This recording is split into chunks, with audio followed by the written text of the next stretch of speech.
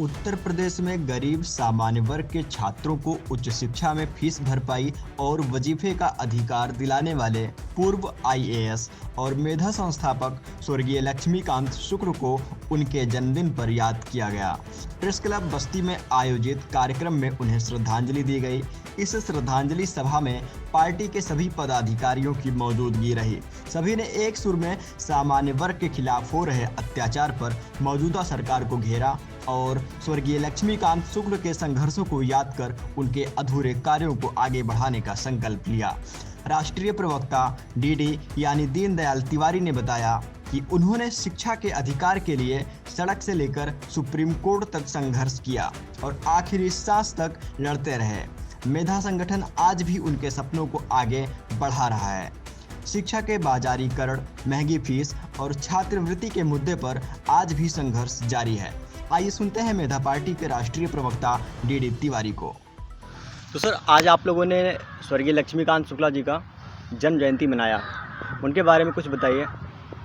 देखिए, मेधा संस्थापक स्वर्गीय श्री लक्ष्मीकांत शुक्ला जी ने हिंदुस्तान में उत्तर प्रदेश को ऐसा प्रदेश बनाया जहाँ सामान्य वर्ग और पिछड़े वर्ग के विद्यार्थियों के सरकारी गैर सहायता प्राप्त सभी प्राइवेट या सहायता प्राप्त स्कूलों में दसमोत्तर कक्षाओं में शुल्क प्रतिपूर्ति और छात्रवृत्ति की सुविधा का हक माननीय सुप्रीम कोर्ट से लड़ाई लड़कर के जीता है। ये जो यूजीसी रेगुलेशन आया है, इसके खिलाफ आप लोग क्या कर रहे हैं, बताइए। अभी तक आपको विदित होगा कि 11 फरवरी से लेकर के 19 मार्च तक लगातार गांधी प्रतिमा के समक्ष लगातार 24 घंटे धरने मेधा पार्टी का चला और इसके बाद माननीय सुप्रीम कोर्ट में 23 मार्च को 100% ये रोक लगने के बाद धरने का कार्यक्रम स्थगित किया गया। अभी ख़त्म नहीं हुआ, समाप्त नहीं किया गया, स्थगित किया गया है।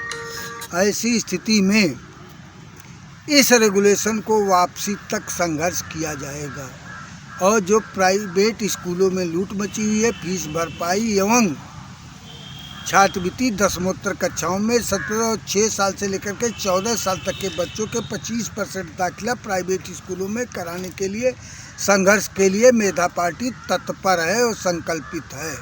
ये बताइए, अभी हाल ही में बस्ती में शंकराचार्य जी आए थे और उस मंच पे जो है अलंकार अग्निहोत्री उपस्थित थे, अनिल मिश्रा उपस्थित थे और तिवारी हाता के एक प्रमुख नेता विनय शंकर तिवारी मौजूद थे। आप लोगों की भी मौजूदगी वहाँ पे थी। वहाँ पे क्या बातचीत हुई यूजीसी रेगुलेशन के खिलाफ? इसके बाद एडवोकेट अनिल मिश्रा एवं अलंकार अग्निहोत्री पूर्व पीसीएस अफसर, इन लोगों से हमारी चर्चा विधिवत हुई मंच से नीचे उतरने के बाद और इसी अप्रैल में किसी तारीख को तय करके एक मीटिंग रखी जाएगी। मीटिंग रखने के बाद आगे की लड़ाई लड़ने की तैयारी की। मीटिंग कहाँ पर होगी? अभी ये तय नहीं किया गया है। आप लोगों की बात हुई उनसे? अलंकार जी से भी बात हुई है और अनिल मिश्रा जी से भी बात हुई। तो क्या आप लोग मिल करके लड़ाई लड़ेंगे?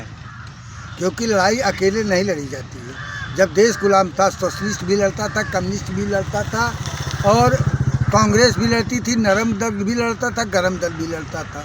सभी का लक्ष्य एक होता था, इसलिए सबका एक ही लक्ष्य है, यूजीसी रेगुलेशन वापस हो।